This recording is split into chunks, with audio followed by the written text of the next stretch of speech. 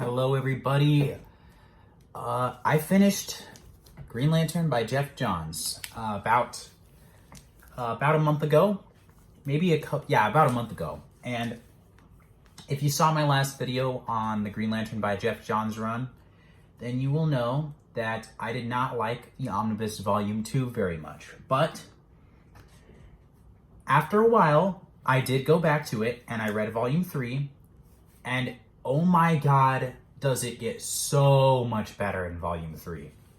Like, Volume 2 made me want to stop reading it for a while, but it's so much better in Volume 3.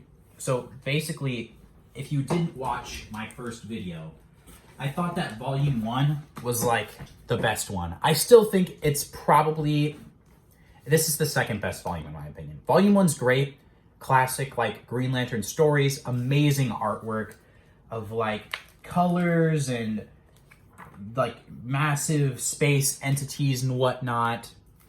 But Volume 2 is where I started to lose steam on the series because that's when Blackest Knight happened. And I was not a huge fan of Blackest Knight. I bought this book for Green Lantern stories, so I wanted to hear about Green Lantern. But Blackest Knight to me just felt like a stupid, cliche DC event. Oh, people are coming back from the dead. And it was also resolved really fast. Now, in my defense, in Blackest Knight's defense, I did not read all of the crossovers between other series. I don't remember what those are called, but there's like a name for them. Whenever there's like a main event, and then there's a separate part of the story that's told from someone else's perspective. There's a Blackest Knight omnibus that collects all that. I didn't read all of that stuff. I just read the main Blackest Knight story, and I honestly thought that it sucked.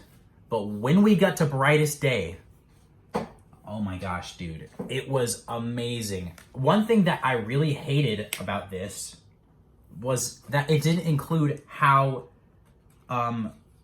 Kyle Rayner got the White Lantern and got the White Ring and whatnot. I may have to buy the Blackest Knight and Brightest Day omnibus just to get the full story, because who knows, maybe I'm missing out on Blackest Knight, like the whole thing by, not reading those extra issues. But so far, I have changed my opinion on the Geoff Johns Green Lantern run.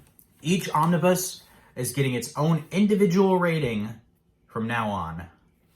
The first volume is an 8 out of 10. That was super nice.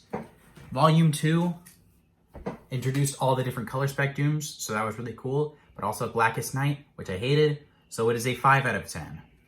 And Volume 3 wrapped everything up, and it really expanded on all the color spectrum stuff, but it didn't include how Kyle Rayner got the White Lantern stuff. But that alone does not stop it from getting a good rating, because this is my favorite volume, and it gets a 9 out of 10. So, great Green Lantern story. Green Lantern is one of my favorite characters from DC. If you watch my channel, you might just know that. And this run is no exception. It's great. So if you like Green Lantern, or if you just like comic books, or if you want to get into them, this is a great place to start. I personally am in the minority in thinking Blackest Knight sucked. A lot of people really like it. So most people really like it. So if that's something you think you'd be interested in, then go ahead and get the Green Lantern stuff. I have it in these omnibus stuff.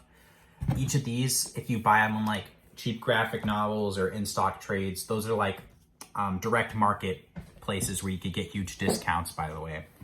Each of these will go for around like $75. You could get the whole series for like about $200, $225 maybe. But if you don't want to like commit that much, and you just want to read a little bit of it before you fully decide, buy the Green Lantern Rebirth trade paperback with Kyle Jordan on it. Because there's two Green Lantern Rebirths.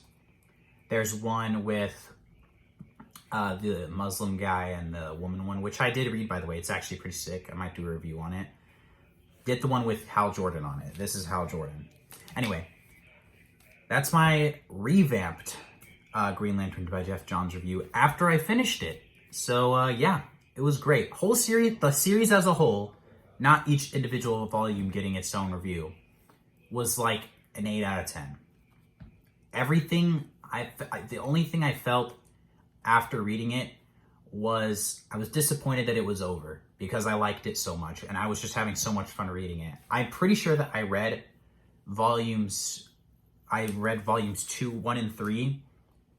No, not 2. I've read volumes 1 and 3 in like a single sitting. I read volume 2 in like 3 sittings because, you know, some of the parts I didn't really like to get through.